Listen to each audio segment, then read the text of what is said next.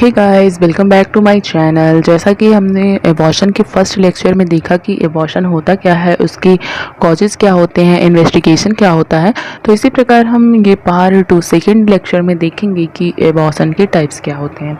तो एबॉर्शन के जो टाइप्स हैं वो 7 होते हैं। तो उसमें सबसे पहला कौन सा एबॉर्शन है, उसमें आएगा सबसे पहला अपूर्ण गर्भपात, इनकम्प्लीट एबॉर्शन। ये एबॉर्शन जो होता है ये कॉमन प्रकार का एबॉर्शन होता है। ये महिलाओं में अक्सर देखा जाता है कि एबॉर्शन का ऐसा टाइप होता है जिसमें जो निषेचन होता है, फर्टिलाइजेशन होता है, उसकी जो कुछ उत्पाद होते हैं यूट्रस से बाहर निकल जाते हैं, जबकि जो कुछ और जो पार्ट होते हैं वो यूट्रस के अंदर ही रह जाते हैं। उसे ही हम क्या कहते हैं, इनकम्प्लीट एबॉर्शन। मतलब कि यूट्रस के बाहर कुछ तो पार्ट बाहर आ जाते हैं और कुछ पार्ट यूट्रस के अंदर ही रह जाते हैं। ये सुनने में ही लग रहा है इनकम्प्लीट, मतलब पूरी तरीके से एबॉर्शन इसका नहीं हुआ है, तो इसे ही हम कहेंगे इनकम्प्लीट एबॉर्शन।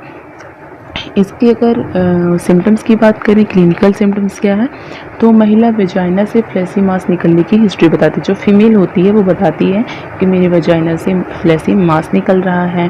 और उसके बाद क्या होता है कि ब्लीडिंग जो फीमेल होती है उसके अंदर स्टार्ट रहता है वेजाइना के थ्रू। उसके बाद क्या होता है, ये देखते हैं कि शॉक के लक्षण आते हैं, जैसे कि हाइपोटेंशन, टैकीकार्डिया, रेस्टलेस, ये सब जो फीमेल है उसके अंदर दिखाई देता है।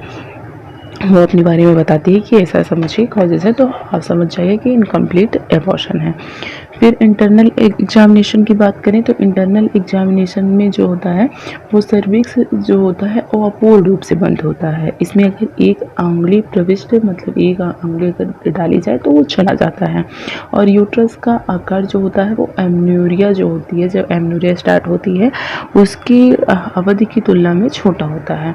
कॉम्प्लिकेशन क्या होते हैं इसके, तो जो होता है प्रोडक्ट ऑफ कॉन्सेप्शन के कुछ भाग यूट्रस में ही रह जाने से जटिलताएं उत्पन्न हो जाती हैं। बहुत सारी जटिलताएं उत्पन्न हो जाती हैं, जैसे सेप्सिक और एक्सेसिव ब्लीडिंग, मतलब कि बहुत ज़्यादा ब्लीडिंग होती है, और प्लेसेंटल पॉलिप होती है।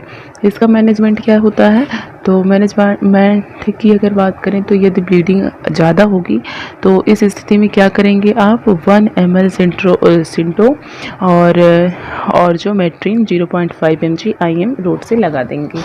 और ब्लीडिंग अगर हमेशा होती रहती है, लगातार होती रहती है, तो 5 या 10 मिनट में इसे रिपीट किया जा सकता है। इसे रिपीट करने की वैसे तो जनरली आवश्यकता नहीं पड़ती, इसने में ही ब्लीडिंग कंट्रोल हो जाता है। और जो होता है वेजाइना से अगर जो स्राव निकलता है वेजाइना से, उसको एग्जामिनेशन के लिए दे दिया जाता है। पेन जो होता है उसके लिए हम डाइक्लो देंगे या पेथिडीन दे सकते हैं। और अगर जैसे कि ब्लीडिंग के कारण महिला जो है शॉक में जा रही है तो उसको IV फ्लूइड देना स्टार्ट कर देते हैं और ब्लड ट्रांसफ्यूजन की भी व्यवस्था कर लेते हैं। एक्टिव मैनेजमेंट की बात करें तो फर्स्ट ट्राइमेस्टर के दौरान क्या करेंगे, यदि जो प्रेगनेंसी होती है वो 12 वीक से कम होती है तो महिला जो फीमेल होती है उसको जनरल एनेस्थीसिया लगाकर उसका रिलेशन इक्वेशन प्रक्रिया द्वारा यूट्रस को रिक्त कर दिया जाता है। और जो सेकेंड ट्राइमेस्टर में क्या होता है, यदि प्रेगनेंसी जो होती है वो 12 वीक से अधिक हो जाती है, यदि प्रेगनेंसी 12 वीक से अधिक हो जाती है तो ऑक्सीटोसिन ड्रिप लगा देंगे और गर्भाशयी संकुचनों को तेज कर दिया जाता है तथा यूट्रस को रिक्त कर दिया जाता है। अगर जैसे कि ज़रूरत हो तो फीमेल को जनरल एनेस्थीसिया दे दिया जाता है और फोर्सेप अथवा ब्लंट कटर द्वारा भी यूट्रस को रिक्त किया जाता है। यूट्रस से निकले निषेचन के उत्पादों को हिस्टोलॉजिकल एग्जामिनेशन हेतु प्रयोगशाला में भिजवाना देना चाहिए। अब सेकेंड टाइप्स में हमारा आता है कि कंप्लीट एबॉर्शन क्या होता है। तो कंप्लीट एबॉर्शन वो होता है, एक सुनने में ही लग रहा है कंप्लीट मतलब पूरी तरीके से जो एबॉर्ट हो जाए। तो इसमें क्या होता है, जो प्रोडक्ट ऑफ कंसेप्शन होता है वो पूरी तरीके से यूट्रस के बाहर आ जाता है, इसे ही कंप्लीट कहते हैं।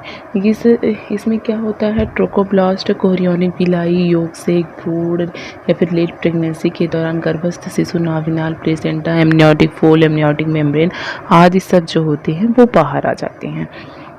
मतलब कि एबॉर्शन जो प्रेगनेंसी मदर जब कंसीव करती है उसके दौरान जितने भी यूट्रस में पार्ट नए नए डेवलप होते हैं वो सब जब इसमें एबॉर्शन इस टाइप का एबॉर्शन होता है तो बाहर आ जाता है। अब इसके क्लिनिकल सिम्टम्स की बात करें तो वेजाइना से फ्लैसी मास निकलने के बारे में फीमेल बताती है, फिर उसके बाद ब्लीडिंग बंद हो जाती है, पेट में दर्द भी समाप्त हो जाता है। तो इसका मतलब है कि वो कंप्लीट एबॉर्शन है। इसका इंटरनल एग्जामिनेशन क्या करेंगे, जो इसमें जो होता है सर्विक्स बंद रहता है। अभी हमने देखा कि अपोर्ड वाले में जो इनकम्प्लीट एबॉर्शन था उसमें सर्विक्स थोड़ी सी खुली रहती है कि एक उंगली जा सके, लेकिन इसमें क्या होता है सर्विक्स पूरी तरीके से बंद रहता है। यूट्रस का आकार उसमें भी एमनोरिया की तुलना में कम था, इसमें भी एमनोरिया की तुलना में कम रहता है और यूट्रस का इन्वोल्यूशन हो जाता है। मैनेजमेंट क्या करेंगे, डाउटफुल अगर केसेस है तो कि पूरा कंसेप्शन बाहर आया है कि नहीं, तो इसके लिए अल्ट्रासाउंड करेंगे और उसके बाद यदि आवश्यक हो तो थैली को पोर्ट रूप से निष्कासन है तो यूट्रस को खुरच कर बायोट्राइन कर्टेज इसे बाहर निकालना चाहिए। मतलब जैसे कि अगर हमें ऐसा शंका हो रहा है, डाउट हो रहा है कि हाँ कुछ अंदर प्रोडक्ट रह गया है तो खुरच कर बाहर निकाल लेना चाहिए। ब्लड लॉस का ऑकलन या आईवी फ्लूइड या ब्लड ट्रांसफ्यूजन द्वारा इसका ट्रीटमेंट कर दिया जाना चाहिए। अगर आरएस नेगेटिव फीमेल है तो उसको एंटीडी लगा देना चाहिए। अब हमारा थर्ड टाइप क्या है, वो है संभावित गर्भपात। यह एबॉर्शन का वह प्रकार होता है जिसमें एबॉर्शन की प्रक्रिया तो प्रारंभ हो चुकी होती है, लेकिन ये जो होता है इस स्थिति तक नहीं पहुंची होती है जहां से कि गर्भावस्था को जारी रखना असंभव हो। मतलब कि इसमें ऐसी कंडीशन नहीं आती है, अगर आप गर्भावस्था को जारी रखना चाहें तो रख सकती हैं, वो कंडीशन नहीं आती कि गर्भावस्था ना रखी जा सके। मतलब बेबी बिल्कुल सेफ रहता है, एबॉर्शन की कंडीशन आती है बट एबॉर्शन होता नहीं है। और इसके क्लिनिकल सिम्टम्स क्या हैं, वेजाइनल ब्लीडिंग होती है और जो ब्लीडिंग होती है वो चमकीले रंग की होती है और ब्लीडिंग जो होती है वो स्वतः ही रुक जाती है। पेन क्या होता है, पेनलेस होता है, लेकिन कभी कभी जो निचला वाला उधर होता है उसमें क्लॉक की पेन होता है। पेशेंट की जनरल कंडीशन स्थिर हो जाती है तथा गर्भस्थ शिशु स्थिर रहता है, मतलब बेबी बिल्कुल सेफ रहता है। डायग्नोसिस क्या करेंगे, routine blood and urine investigation, मतलब ब्लड चेक करवाएंगे और यूरिन चेक करवाएंगे, अल्ट्रासोनोग्राफी करवाएंगे, सीरम प्रोजेस्टेरॉन स्तर जो 25 mg/ml से अधिक है अगर सीरम तो जान जाएंगे कि जो बेबी है वो जिंदा है, और सीरम HCG का आकलन करवाएंगे, विड्रॉल एग्जामिनेशन करवाएंगे।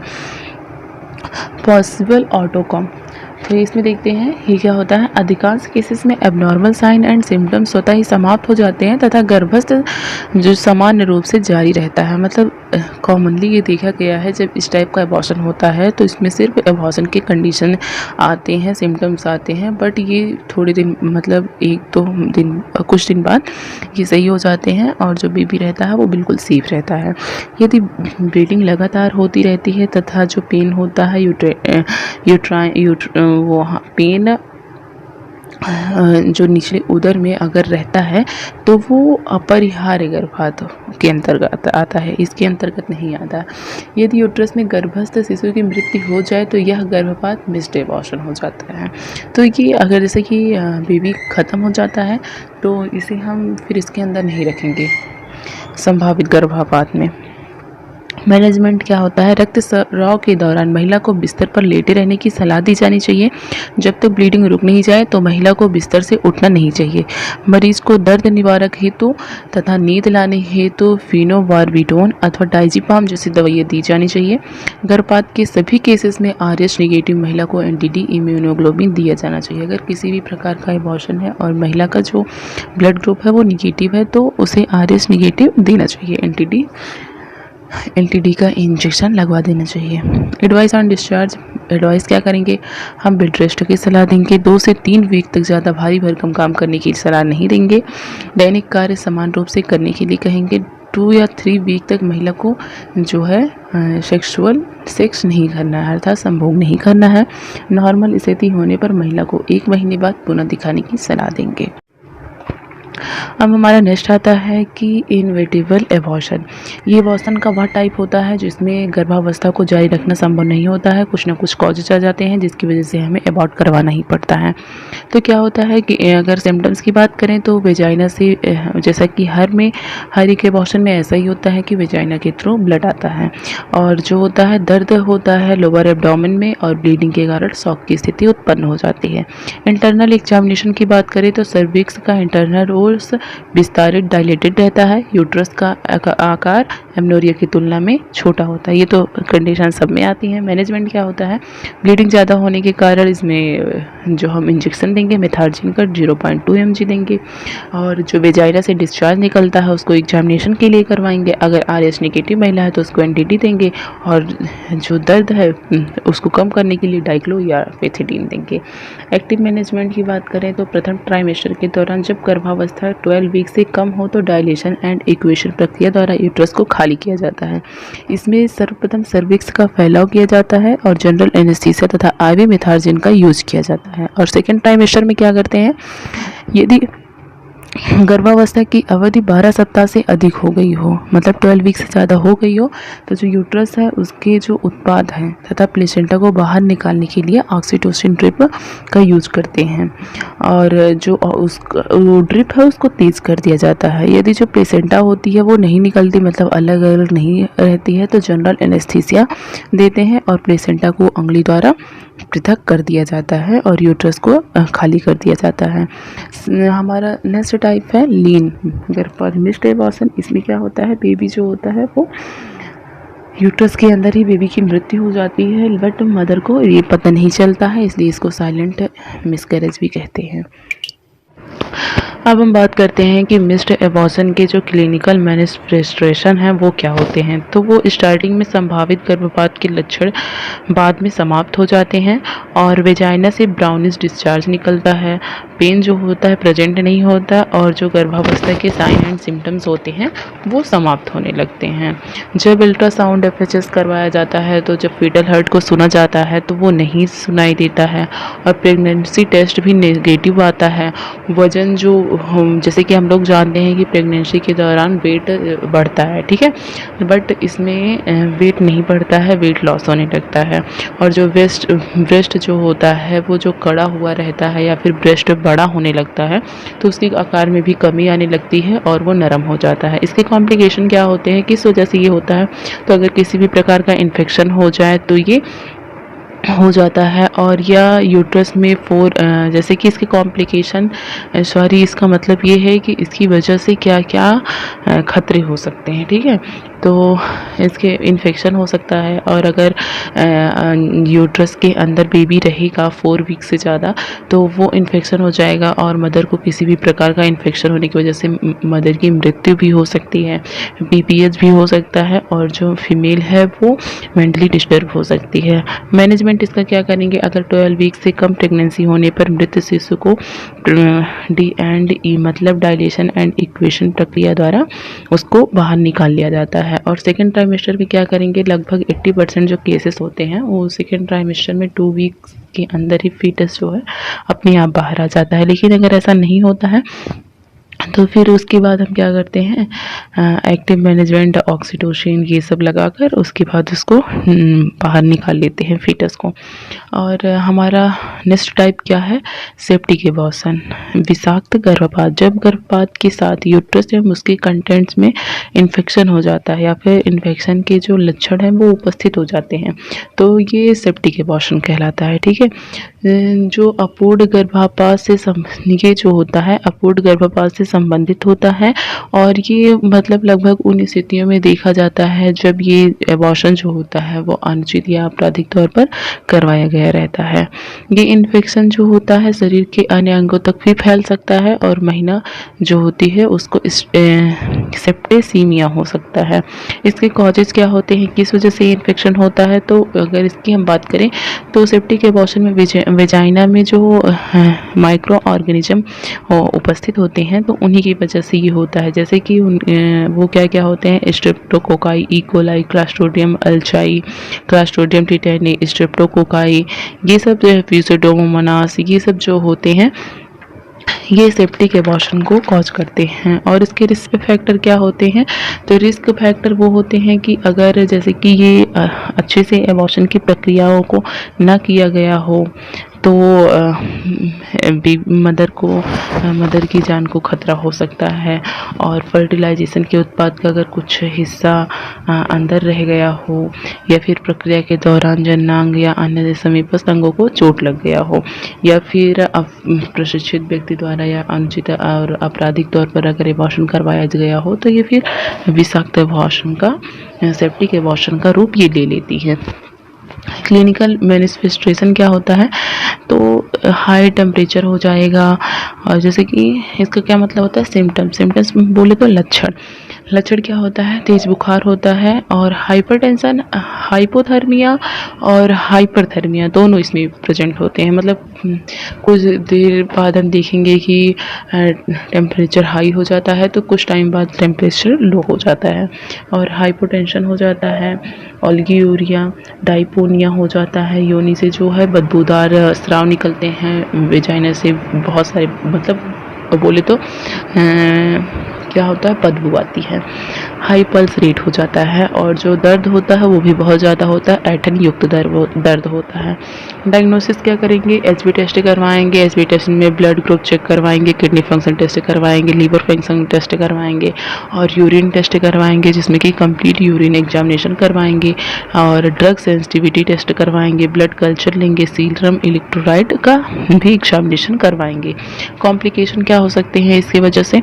तो रीनल फेलियर हो सकता है, हेमरेज हो सकता है, थ्रोम्बोफ्लेबिटीज़ हो जाता है, डिप्रेशन हो जाता है, एंडोटॉक्सिक शॉक हो जाता है। इसके मैनेजमेंट क्या होते हैं? तो मैनेजमेंट की बात करें तो सेप्टिक एबॉर्शन में महिला को अस्पताल में शिफ्ट करवाना चाहिए और इन्फेक्शन का पता लगाने के लिए कल्चर हेतु सर्वाइकल या हाई वेजाइनल क्षेत्र से स्वैब लेना और ड्रग सेंसिटिविटी टेस्ट करना। मतलब जो डिस्चार्ज निकलते हैं वहाँ से हम क्या करेंगे? उसको कलेक्ट करेंगे और एग्जामिनेशन के लिए भेज देंगे। एबॉर्शन तथा इन्फेक्शन का पता करने के लिए वेजाइना का क्या करेंगे? एग्जामिनेशन करवाएंगे, एचपी टेस्ट, टीएलसी टेस्ट, ये सब तो हमने देखा ही, ये सब करवाएंगे और शॉक के लिए ब्लड ट्रांसफ्यूजन करवाएंगे। नर्सिंग मैनेजमेंट की बात करें कि ड्यूरिंग एबॉर्शन में नर्सिंग मैनेजमेंट क्या करना चाहिए? तो अगर फीमेल का आकलन करना है तो महिला की सामान्य स्थिति का आकलन करना, फिर उसका वाइटल साइन चेक करेंगे और एबनॉर्मल सिम्टम्स जैसे टेम्परेचर या फिर बदबूदार योनि से जो डिस्चार्ज निकलते हैं या फिर दर्द हो रहा है, ये सब में उसको असेसमेंट करेंगे। और सेप्टिक एबॉर्शन में रीनल फेलियर, ब्लीडिंग ये सब अगर आदि हो तो इस सब के बारे में भी हम आकलन करेंगे। ड्रग क्या देंगे? 5 नियम के अनुसार देंगे, right dose, right patient, right time, right route, ये सब के अनुसार ही हम कोई भी जनरली दवा देने जाएंगे किसी को भी तो ये हम 5 नियम के अनुसार ही ड्रग को किसी भी पेशेंट को देंगे। और जो पेशेंट है उसके आराम का पूर्णतः ध्यान रखेंगे, आरामदायक वातावरण प्रदान करेंगे, मरीज से मिलने वाले लोगों की संख्या को भी सीमित करेंगे। ये नहीं कि चाहे जो आ रहा है मिल रहा है, दिन भर में 10-20 लोग आएँ तो पेशेंट से मिलते रहें, ऐसा नहीं करेंगे। इससे जो पेशेंट होगा वो भी डिस्टर्ब होगा और आसपास के भी पेशेंट डिस्टर्ब होंगे। तो ऐसा हमें नहीं करना है। हमें क्या करना है कि जो उनके घर के मिलने वाले लोग हैं उनको सीमित रखेंगे और अनावश्यक रूप से डिस्टर्ब नहीं करेंगे। उनको साइकोलॉजिकल सपोर्ट देंगे जिससे वो अपसेट ना हो। उनकी फैमिली मेम्बर को साइकोलॉजिकल सपोर्ट देंगे कि अरे ऐसा हुआ है, ठीक है, कोई बात नहीं, ठीक हो जाएगा। पेशेंट को कभी भी अकेला नहीं छोड़ेंगे। और क्या करेंगे? और दर्द निवारक दवा देंगे और फिर जो उसका टेम्परेचर हाई हुआ है उसके लिए हम क्या करेंगे? दवा देंगे। इन्फेक्शन का कारण का पता कराएंगे कि किस वजह से इन्फेक्शन हुआ है और उसको कोल्ड में ज़्यादा नहीं रखेंगे, कूल कंफर्टेबल। ये नहीं है कि उसे ठंडे वातावरण में रख दें, तो उसको जिस हिसाब से इन्वायरमेंट की ज़रूरत हो उस हिसाब से उसको इन्वायरमेंट की व्यवस्था करेंगे और जो हॉस्पिटल से एक्वायर्ड इन्फेक्शन की रोकथाम करेंगे। तो ये सब हम करेंगे जैसे कि एबॉर्शन के बाद। और हाँ, एक चीज़ और छूट रहा है, जैसे कि डायलेशन एंड इक्वेशन की तैयारियां करेंगे और जो जटिलताएं हैं, कॉम्प्लिकेशन है, उनका शुरुआती स्टेज में ही हम पता कर लेंगे। तो अगर ऐसा सब हम करते हैं, नर्सिंग मैनेजमेंट के अंदर ये सब आता है, अगर ये ऐसा सब हम करते हैं तो क्या होता है, उसको पेशेंट को बहुत सारे लाभ मिल सकते हैं। और वो अच्छे तरीके से ठीक हो सकती है और न्यू बेबी के लिए फिर कंसीव करने के लिए वो अग्रसर हो सकती है। तो फिर आज हमने क्या पढ़ा, आज हमने पढ़ा कि कितने टाइप होते हैं अबॉर्शन के, उनमें क्या क्या चीज़ें होती हैं, उन सब के बारे में हमने पढ़ा। अब हम नेक्स्ट लेक्चर में देखेंगे कि रिक्वायरमेंट ऑफ मिसकैरेज मतलब बार बार गर्भ नेक्स्ट लेक्चर में हम देखेंगे कि अगर जैसे कि टर्मिनेशन एमटीपी जो होता है, मेडिकल टर्मिनेशन ऑफ प्रेगनेंसी, अगर चिकित्सीय गर्भ समापन कैसे किया जा सकता है, अगर मतलब कोई चाहता है गर्भपात करवाना या अबॉर्शन करवाना तो उसके क्या कॉजेज़ हैं, वो कैसे करवा सकता है, इसके लिए एक्ट क्या है। तो नेक्स्ट वीडियो में हम ये सब देखेंगे। Thank you. आज का हमारा वीडियो कैसा लगा कमेंट में ज़रूर बताएं, अच्छा लगा तो लाइक करें, कमेंट करें और नए हैं चैनल पे तो प्लीज़ चैनल को सब्सक्राइब करें। Thank you.